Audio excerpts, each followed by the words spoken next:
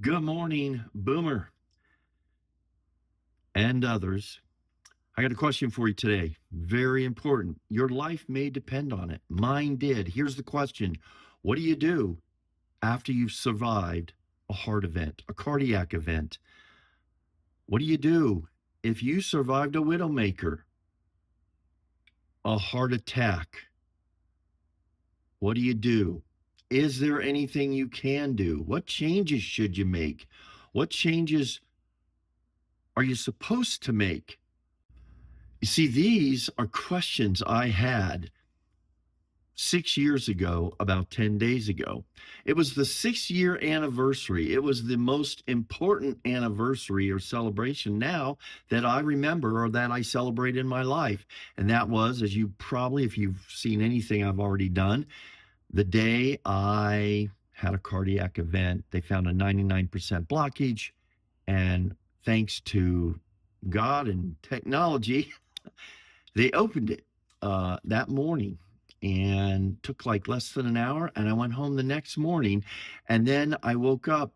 I mean, when you survive something that threatened your mortality to that close, you start wondering, when's it going to happen again? You know, what should I do? Should I do anything? I didn't really get a lot of just I didn't get a lot of information. Just go home and we'll make some changes. You get some literature, and I was very, very concerned about you know what to do. What could I do? Do I have any control in going forward?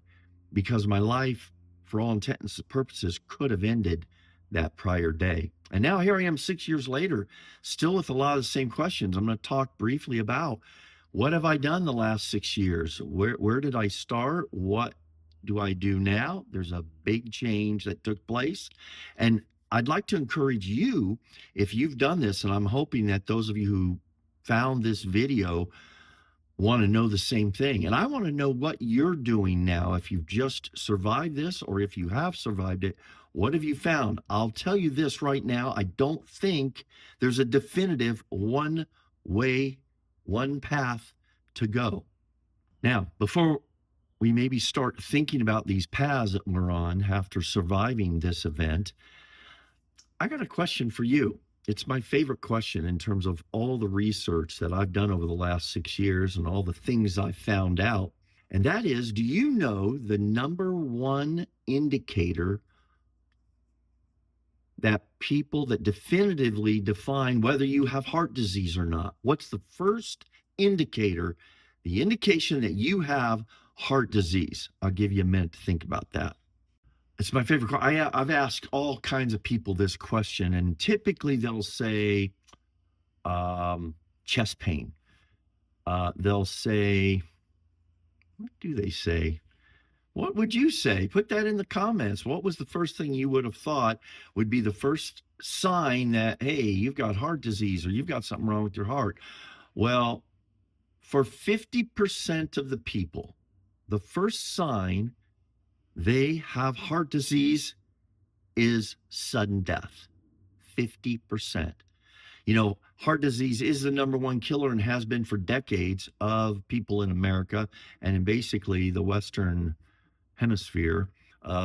Primarily, I think it's agreed upon because of our diet and I think also our stressful lives. But sudden death is the first sign for 50% of people that they have heart disease.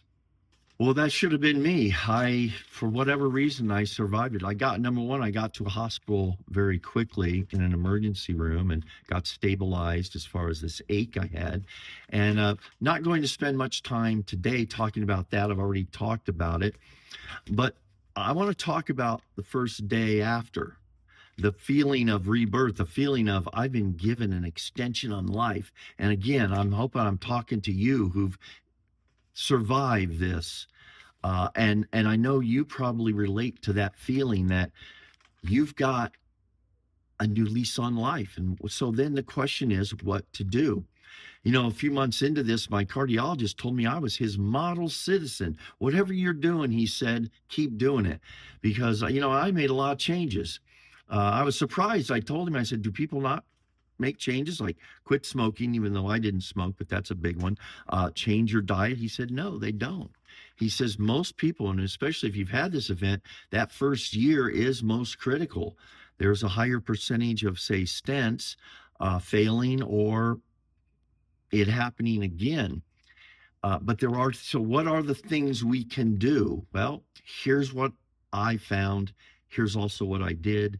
And going forward in things that I'm going to talk about, I think there's more than one path to going forward after an event like this, a heart event. So let's think about this.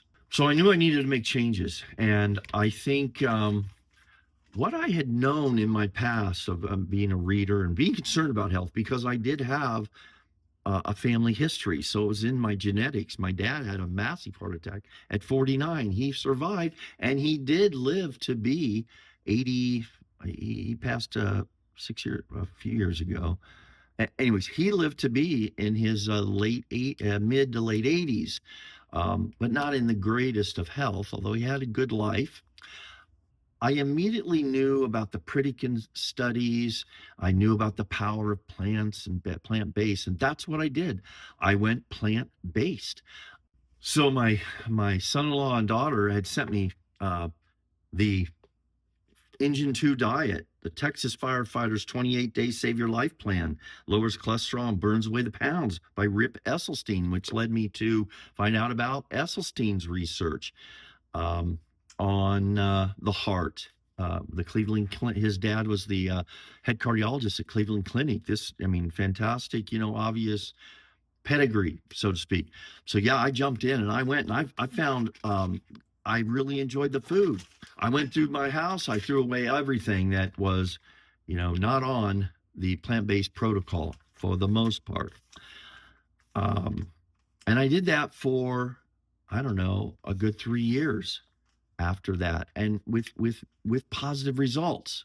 Well, I continually, daily if not weekly, or weekly if not daily, I was watching YouTube, I was reading books, I was reading about how to overcome heart disease, and was given lots of positivity that it could be done. I read things on Ornish, Pritikin, McGregor, McDougall, as I said, for 3, the blue zones. I really got fired up, excited about the blue zones, studying people who lived to be 100 plus. What did they eat? How did they live? And here's what I found out. It was more than just food. It was importance of community. There was an importance of de-stressing, not living a type A personality life. And you had to make an exercise, not really gym exercise. None of the people really that lived to be 100 had gym memberships. Interesting fact. But they did life activities that kept them active all through life, gardening, walking hills, etc. Moderate amounts of drinking, for example, that was a part of it. But here's what else I found. A lot of that stuff was incorrectly or incompletely reported. Let me just tell you some things after about 3 some years into this that got me thinking. First thing was the number of vegetarians that could not continue, even long-term vegetarians. They were having some serious vitamin and mineral deficiencies. So then they had their own health issues. The thing that bothered me about some of the heart research out there previous was things like, I know Dr. Esselstyn has this thing. It became, or the only thing he talked about was this one major, there were others, but one major documented health where an artery had cleared based on his protocol. I have no doubt about it, but it's a very strict protocol. And as people would say to me, Phil, how many people could actually eat like that, and follow that long term for the rest of their lives? Well, the fact of the matter is very few could, but and that there wasn't like hundreds or even thousands of reports of healing, of the heart healing. There was just that 1 or 2 or 3 or tens or whatever. And then I found out it wasn't necessarily all research that was published and reviewed. So you're going to find I found a lot of, well, he said, she said, hey, look at this guy's example. And what works for one person doesn't necessarily work for another. And I really want to, as you go forward here, to understand that even though what has worked for me up to this point may not work for you.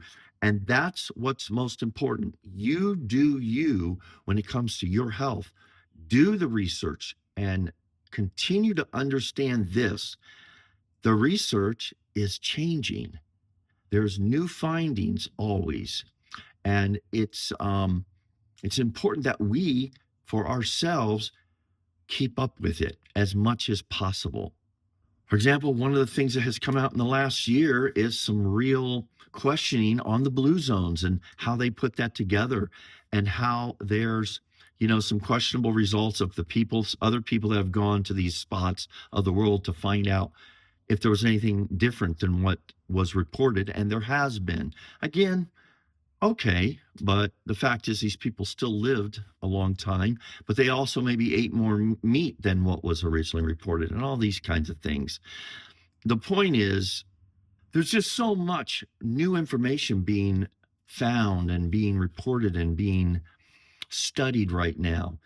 And one of the conclusions I've reached for myself is that I don't think I can or will 100% heal from my coronary artery disease. It's there is genetics that have brought me to this point. There's been 60 plus years of eating bad by eating the SAD, the standard American diet. And to overcome that now at this age, if it took 60 years to get to this point, um, I mean, realistically, who knows how many years? I don't have another 60 years to overcome this. So my challenge, my concern is, how do I live life now? What do I eat? How do I keep stress under control? How do I exercise that benefits me at 66, that will give me the most days, healthy days left? It's 66.1 years. New study came out this last year or two or whatever. The first major medical attack on our bodies is found, and when things start to go down for a lot of people, and some rapidly, is 66.1 years old. Well, what happened next as I was into this plant-based diet? I was watching YouTube one morning, as I normally am, and here comes across my screen about visceral fat. And I thought, oh, yeah, fat is, they're always talking about doing low fat, blah, blah, blah, get rid of the fat in your body. Well, this doctor was talking about visceral fat, which is fat around the vital organs of your body. And as I looked at my body, and notice I cut it off right here. I'm in okay shape, but I knew I had visceral fat. And it's not so much the fat you see on the exterior of your body, it's the fat inside around your organs. And of course, then that led to metabolic health and metabolic syndrome. And I had every single one of the characteristics of being metabolically unhealthy. And so that got my attention. Now, one of the doctors that there's a lot of great ones out there on YouTube now talking about these new studies, this new research that is just starting, and it's going to be long term, and time will tell. Time will prove it out. But I can tell you this is some pretty powerful stuff. That metabolic health may be much more aligned in terms of our future health, or our future health and how things turn out, by studying the numbers on metabolic health, things like your triglycerides, things like glucose, prediabetes, being much more concerned about that than cholesterol, even though cholesterol still plays a part. What they're finding is it plays an important part as well as kind of a negative part. And these are things to be found out. You see, I had prediabetes for years. My glucose levels that they were checking was always up or near 100, and that's the kind of the break even point, the bad point. And really, if you, I think it's type 2, it's curable with dietary changes, which is basically get off sugar. And so that's what I started to do about a year and a half ago, a little over a year and a half ago, is I started to eat sugar. I started to eat with, if it's got sugar in it, I don't eat it. Uh, Now, have I been perfect? No, but I've been pretty strict about it. I'm going to leave it up to you to do your research as to what are sugar-free foods? And you'll find it's even more than just things that say sugar in it, because you'll start getting into the studies, which I only keep on the surface, for example, as far as how certain carbs, for example, are processed into sugar in your body. And so it's a low carb for sure, no sugar diet as much as possible.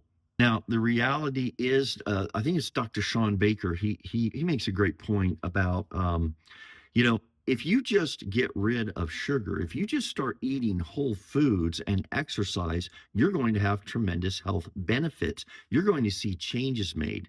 But when you take people like us, and I'm talking about those of you and me who have had diagnosed coronary artery disease, who have survived a life-ending event like uh, a widowmaker heart attack, maybe these things are even more so important. Maybe we need to be a little more aggressive, a little more radical in the treatment, which starts with the food we eat.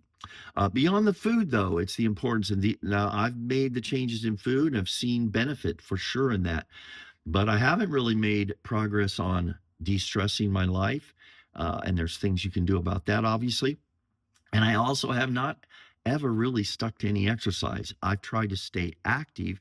And one of the greatest things about my job is I'm on my feet all day, and I'm moving for the most part. Um, and I'll talk about that in the future as well, as far as it's a job that works well for retirees that need to work. So I need to work more on that, I know. Now, as I mentioned, it's been 6.5 years, or I'm sorry, it's been 6 years as of 10 days ago. And the last year or two, I started to get more concerned because people I know that have had these, one of my good friends, actually on his 7-year mark, had to go in for another stent. I wanted to avoid that. I have had the last cardiologist appointment I had. I told him, well, I need pain, discomfort. So not really, but I do seem to I get tired easily. And I hear a lot of other people saying, yeah, that was my uncle. That was my dad. He was tired and and then he had a heart attack and he had bypass. And so I'm wondering about, is my tiredness related to maybe furthering, I did have a couple other areas that they confirmed had little buildups, but did not require any additional intervention at that time. Or is it possibly my sleep? That's another part that's very important in going forward with health, is your sleep. Are you getting good sleep? And I'm not. I know I'm not. I have never been a good sleeper.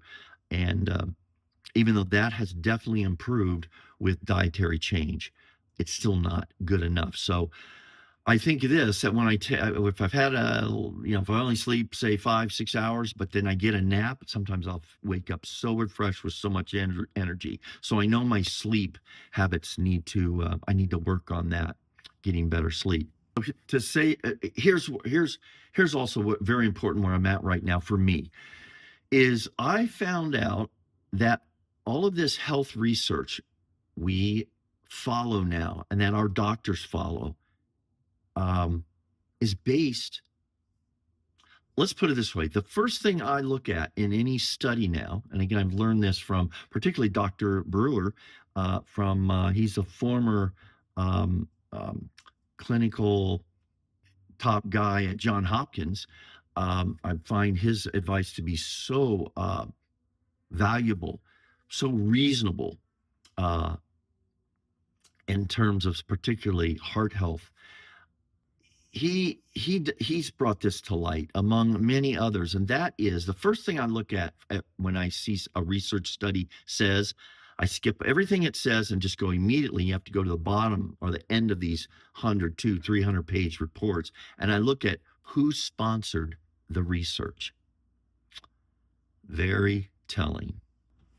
You see, the research has most often been sponsored by companies, big, powerful companies who have a vested interest, a special interest with the research favoring or supporting their interests. And that is it's a major problem. And I think it's when we look back at, let's just say Western medicine is what treatment by, it's not really treatment of, it's treatment of symptoms instead of treating the disease. There's that old saying, follow the money. Probably more so than ever before, with terms of research about our health and our medicines, we need to follow the money. Who is backing the studies? Because I do believe there's evidence that has clearly shown, and more so than ever before, that our treatments are not necessarily the best ones for many of us. We've not been given those choices we should have been given. Again, do your own research. Listen to multiple sources of people and make the decision for yourself. Say it again, you have to take responsibility. I have to take responsibility. What really concerns me and depresses me is I don't trust, and I see this a lot in older boomers. We are realizing that what we've been told or what we're told in the doctor's office, what once I thought was the answer, thank goodness I went to the authority, the educated, the this and that, and I would never question it. I find myself now with the importance of questioning it, with the great access we now have to information from a variety of sources. And I'm not talking about quacks and wackos. Those clearly show themselves out, but we have access to opinions, educated, academically based opinions on how to choose the treatment for ourselves. We should be involved. And luckily, we can be involved with making those decisions with regard to our health. Well, a lot of people say, oh, yeah, you're going to follow an internet story or doctor. I'm going to listen to it. Yeah, especially I'm most interested in people who've gone through what I've gone through and found out what is it you've done. I encourage you to reach out through the comment, make a comment, whatever. I would love to hear what's been working for you. If you're still on this side of the dirt as I am, let's share what's worked for us. Knowing this is very important. What's worked for you may not work for me. What's worked for me may not be best for you. But let's just share and encourage one another in this every day, this precious day we've been given after a hard event. What is it? Basically, I love the comment sections in many of these discussions because, I'm not here to debate this or that, but because you're going to have your vegans and your vegetarians saying the plant-based is the way to go. You're going to have your, meat eaters, your keto people saying this is the way to go. In some ways, that just leads to confusion. But in other ways, if we continue to search, we continue to seek, and we continue to read the newest studies of what's happening, I think we can find for ourselves the best route to take and treatment to take that benefits us, with this one point to remember, and that is we're going to die. Gary Vee talks about that. You're going to die. So do what you need to do today, regardless of your situation. I can see it right now that when there's a prejudice out there. If I were to pass, and I am, if I was on a plant-based diet, there's not a whole lot would be said about that per se. If I'm on, let's say, if I had gone to do some alternative thing, that's going to be blamed for my death. And here's the reality: when we pass, we don't know. Really. I mean, when I pass, here's what I believe. It's going to be obviously my health is going to fail, but it's going to be not just something I'm doing today or did the last month. It's going to be how I've lived my life, the big picture. And if what I'm doing today, though, has provided health benefits, a better quality of life, that has allowed me to be mentally sharp, physically active, then that's what I'm looking for. And that's what I encourage you to do. If you find a way of eating, of de-stressing, of sleeping, of exercise, let's do that. And I encourage you to make a comment. Tell me what you're doing. Tell me, I'd almost like to have a community of us sharing our stories of what happened. The first question when we had our events, um, and how about this? Do you celebrate these as anniversaries of that event? I do. I know some people probably don't, but if you do, let me know that. Uh, the number one question from my peers when they found out I had this heart event is, how did you know? What did it feel like? And they wanted to know about that. Even more so than God. Well, I did have a few say, gosh, Phil, thank you. So glad you're still around. Actually, I didn't hear that. I did not hear that enough. I heard, hey, what did it feel like? All these people are younger than me too. And the only people they were normally had known that had an event like this were much older than me, because I was 60 at the time of this event. Anyway, that's pretty funny as I think about it.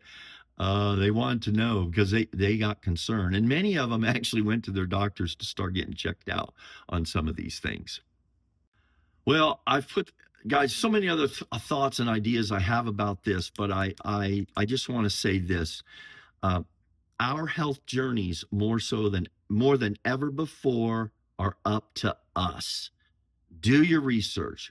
Watch as much as you can. Read as much as you can about what is working out there. What are they finding out?